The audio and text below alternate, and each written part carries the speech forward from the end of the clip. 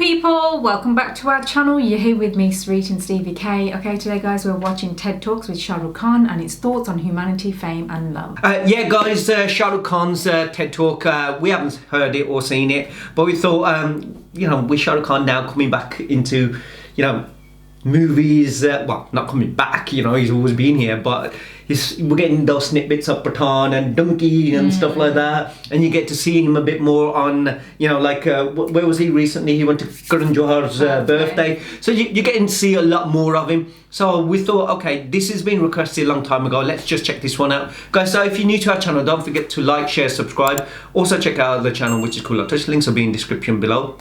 Also let us know what else to react to. Ready? Here we go.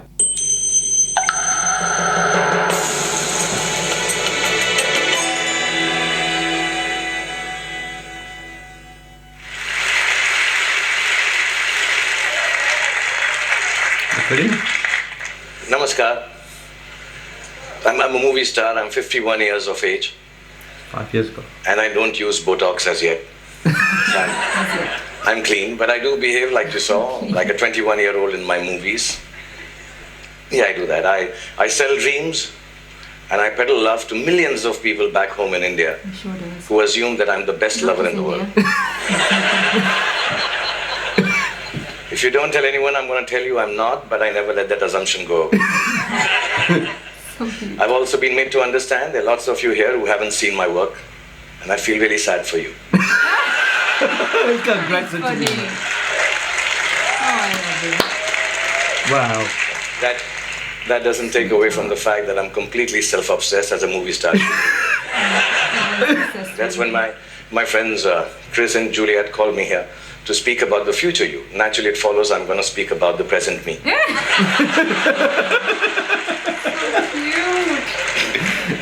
Because I truly believe that humanity is a lot like me. It is. It's an aging movie star, grappling with all the newness around itself, wondering whether it got it right in the first place, and still trying to find a way to keep on shining regardless. I was born in a refugee colony in the capital city of India, New Delhi. And my father was a freedom fighter. My mother was, well, just a fighter like mothers are. And much like the original Homo sapiens, we struggled to survive. When I was in my early 20s, I lost both my parents, which I must admit seems a bit careless of me now.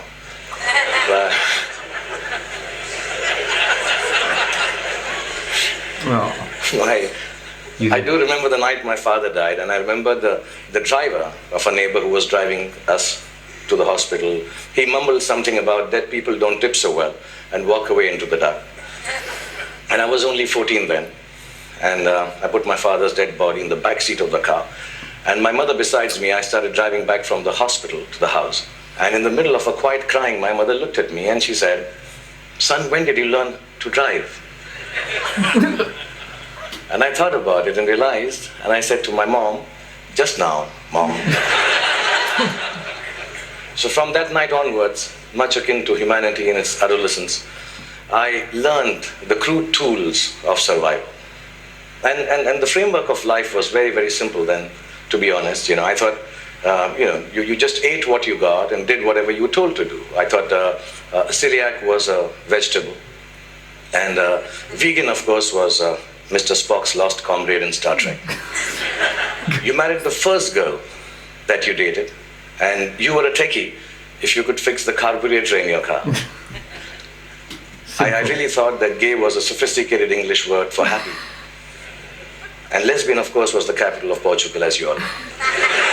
Oh, God.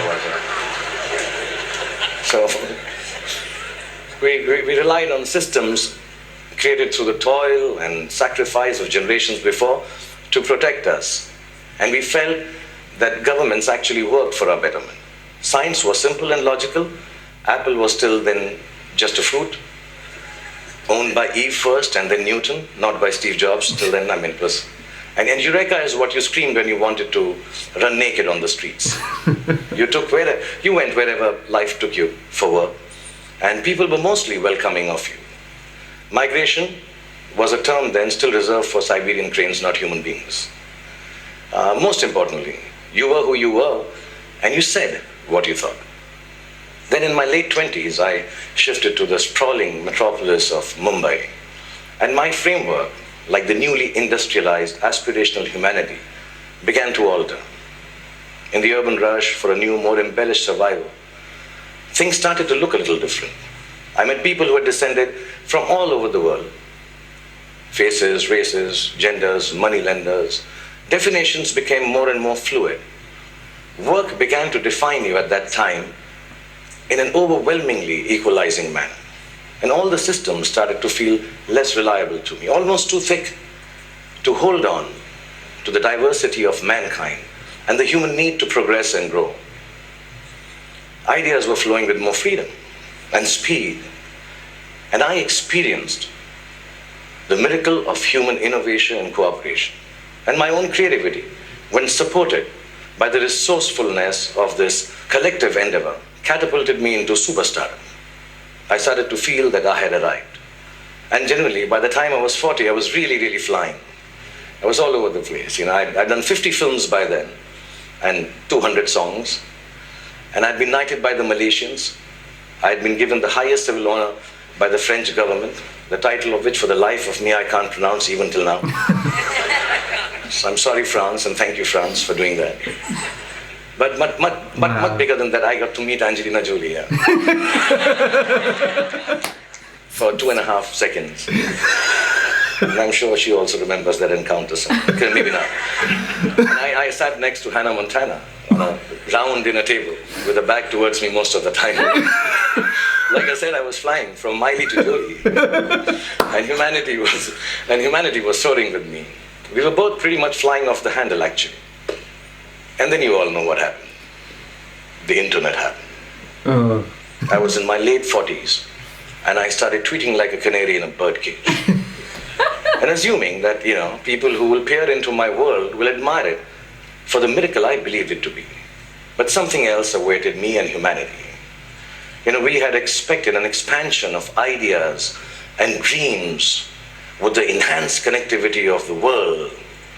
We had not bargained for the village-like enclosure of thought, of judgment, of definition that flowed from the same place that freedom and revolution was taking place in. Everything I said took a new meaning.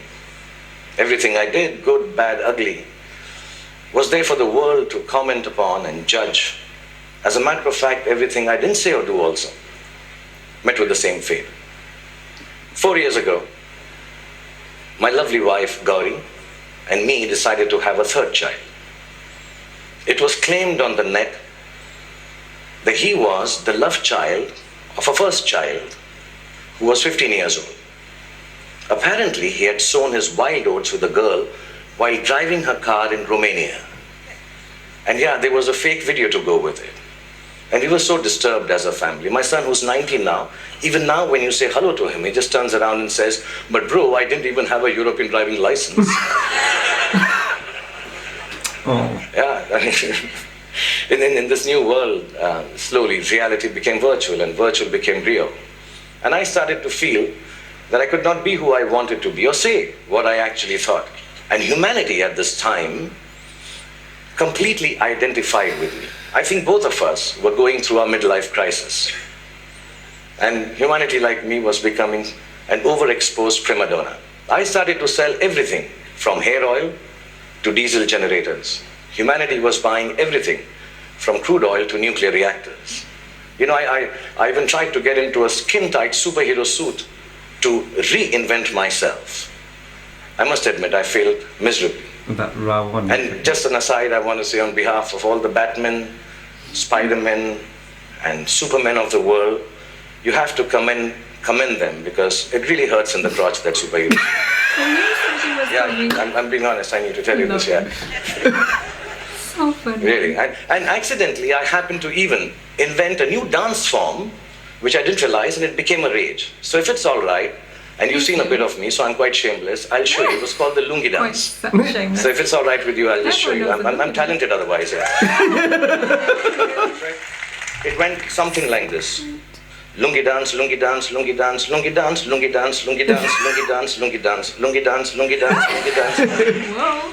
That's it. It became a rave. It really did. What did I express? Like you noticed, nobody could make any sense of what was happening except me. And I didn't give a damn, really, because the whole world and whole humanity seemed as confused and lost as I was. I didn't give up then. I even tried to reconstruct my identity on the social media like everyone else does. I thought if I put on philosophical tweets out there, people will think I'm with it. But some of the responses I got for those tweets were extremely confusing acronyms, which I didn't understand. ROFL, LOL. Adidas, somebody wrote back to one of my more thought-provoking tweets. And I was wondering, why would you name a sneaker? I mean, why would you write back a name of a sneaker to me? And I asked my 16-year-old daughter, and she enlightened me. Adidas now means, all day I dream about sex. I didn't know that one. So really, I don't know if you know that. And so I wrote back, WTF in bold to Mr. Adidas, thanking secretly that some acronyms and things won't change at all. WTF. But here we are. I'm 51 years old, like I told you, and mind-numbing acronyms notwithstanding, I just want to tell you, if there has been a momentous time for humanity to exist, it is now. Because the present you is brave. The present you is hopeful. The present you is innovative and resourceful.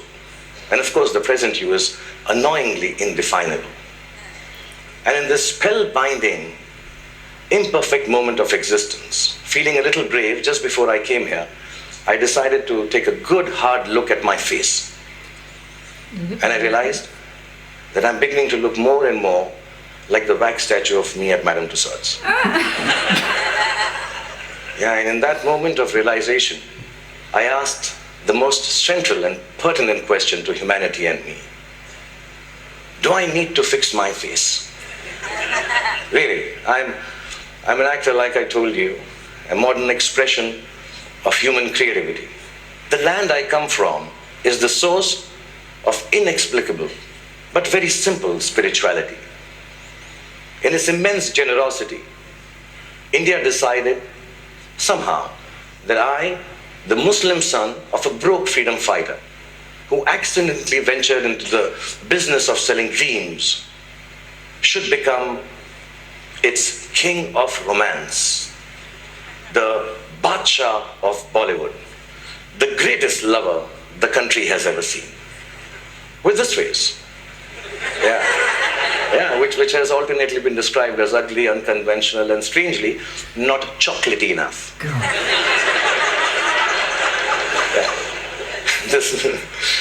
The people of this ancient land embraced me in their limitless love.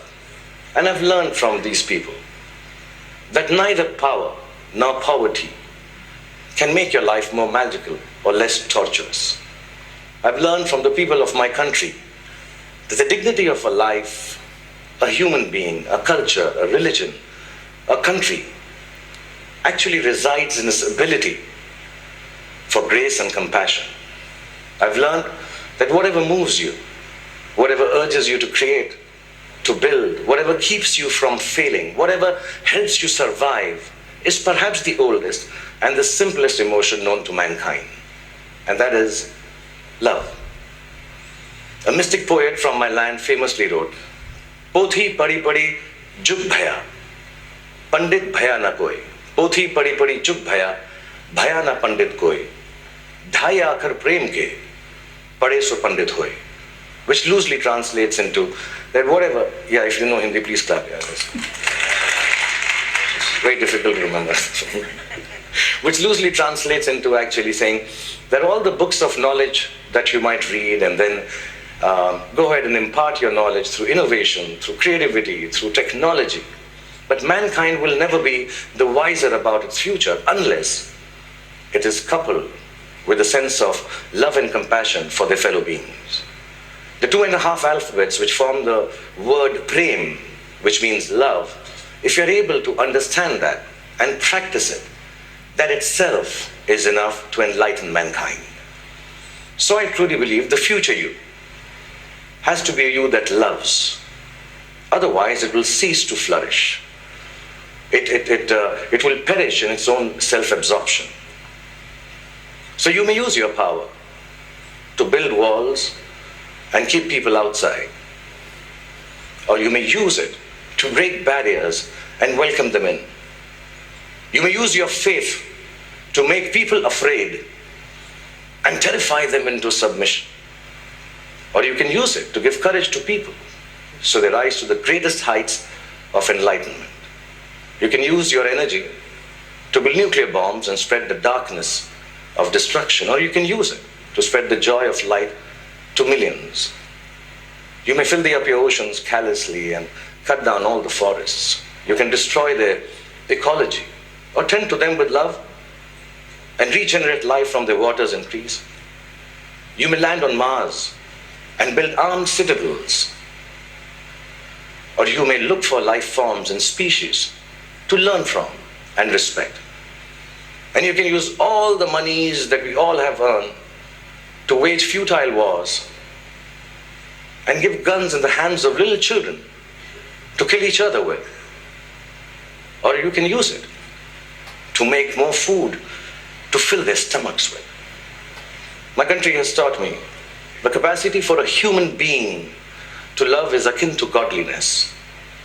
It shines forth in a world, which civilization, I think, already has tampered too much with. In the last few days, the talks here, the wonderful people coming and showing their talent, talking about individual achievements, the innovation, the technology, the sciences, the knowledge we are gaining by being here in the presence of TED Talks and all of you, are reasons enough for us to celebrate the future us. But within that celebration, the quest to cultivate our capacity for love and compassion has to assert itself just as equally. So I believe the future you is an infinite you. It's called a chakra in India, like a circle. It ends where it begins from to complete itself. A you that perceives time and space differently, understands both your unimaginable and fantastic importance and your complete unimportance in the larger context of the universe. A you that returns back to the original innocence of humanity, which loves from the purity of heart, which sees from the eyes of truth, which dreams with the untampered, which dreams from the clarity of an untampered mind. The future you has to be like an aging movie star who has been made to believe that there is a possibility of a world which is completely, wholly, self-obsessively in love with itself. A world, really, it has to be a you to create a world which is its own best love. That, I believe, ladies and gentlemen, should be the future you. Thank you very much.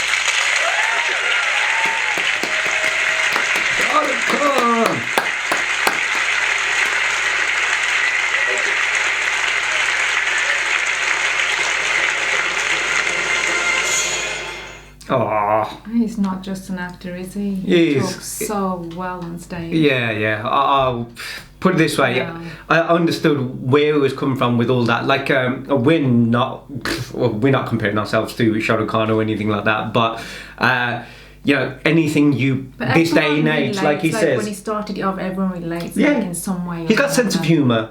Yeah. He's obviously, he's who he is. He's got larger than life character. You can see even when Wasser talk about his parents, he uses also humour as a mechanism to deal with it, like, as well, kind of thing. But at the same time, it is, I think it's something that one of your friends always mentions.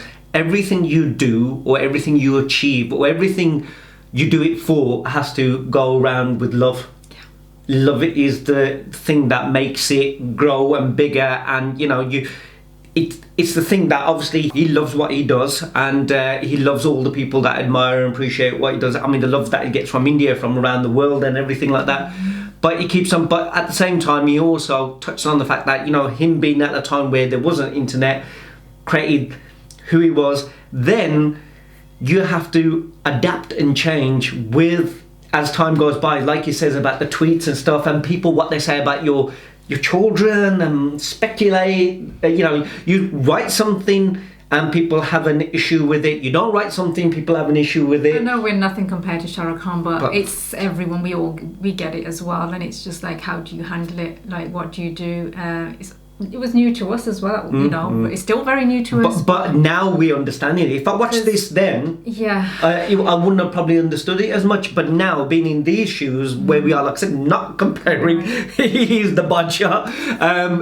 But even us down here, kind of thing, know what he's trying to explain. But at the same time, you got to just keep doing what you got to do. Like I said, you got to keep, you know, like working saying, like, starting from the very beginning, from a small village, wherever he came from, how people's mindsets were, and then moving forward. There were people. It seemed like it was a simple, even though it wasn't a nicer life, like in circumstances, but it was simpler. Same thing. It was only those surrounding people that you're around. They would, you know, speak for you, or you know, you had your set rules. You didn't have to hear other people's voices. You heard around you the localist papers, and now he moves on. Loves what he's doing, everything's growing with love, the love that he's receiving, it grows and grows, and then the internet comes, and then you hear what you heard in the village of people around you. Yeah, even if they talked about you never heard it first off, did you? No, but then you hear it worldwide. Now people could just write it on everything. Everywhere. Now it's not about... It makes you think about yourself. Like you said, then he started thinking, oh, you know, let's tweet, you know, as if he was... Which you understand, because you... Even with us, when we were younger and we were watching Shah Rukh Khan, I mean, our girls grew up watching Shah Rukh Khan, but we watched Shah Rukh Khan movies, any actor movies, the only thing that you would hear, you would only talk about their movie. You know, you watch their movie and you go, oh my God, I love his movie, or I didn't like his movie, whatever it might be, kind of thing. Yeah. I'm not talking about Shah Rukh Khan, any actor, any celebrity, and then the only way you can find out what they were doing, or what, you know, if they got married or anything, it wasn't internet. It was like some magazine showcase or Cineblitz or something that was here. But that's always basically an interview that they've had with them, and they were on the cover, and you know, it's always the positive. Now it's their life. They go somewhere and they're captured. Everyone's got a phone. They're sitting there in a certain way and they're captured. They're not, if they're having like if they're smoking or not smoking, drinking or not drinking, holding their wife's hand, not holding their wife's hand, she's in front, he's behind, their kids were here, kids were there. Any single thing, someone passed away and they didn't go, people have issue. If they didn't post, someone have issue. If they did post, they were like, oh, they didn't really care, but they posted it, why did they do? It's anything you do, anything you say, everything is criticised by somebody. Yeah. I'm not saying everyone, but there's always that. You have to just let it go over your head. So if you're in the limelight and you're like he is, I'm sure nothing phases you. You see what you see. And he's been out of it for a while during this period after this kind of thing. It's been 4 years since he made a movie, so if you think that was about 5 years ago. Yeah. So if you think about it, he's been out, but now he's obviously again probably reinvented himself and go, I'm back. You know what I mean? Here we go. I've learned something new. I'm about to teach everyone something new. And he did that really well. So yeah, it was lovely listening to him. And that was the video, guys. Let us know what you guys thought. Anything else? No. Other than I think you're beautiful. So don't get Botox. You don't need. Looking forward to watching his movie. I do think he looks so much. I like him so much more in his dari. Yeah, he looks lovely that way as well. That's just my opinion. Now, before he looked, but I'm just saying, it suits him really good. That was the video, that was the reaction. Let us guys know what you guys thought. Don't forget to like, share, subscribe, and we'll see you on the next one. Take care, see you soon. Bye. Bye.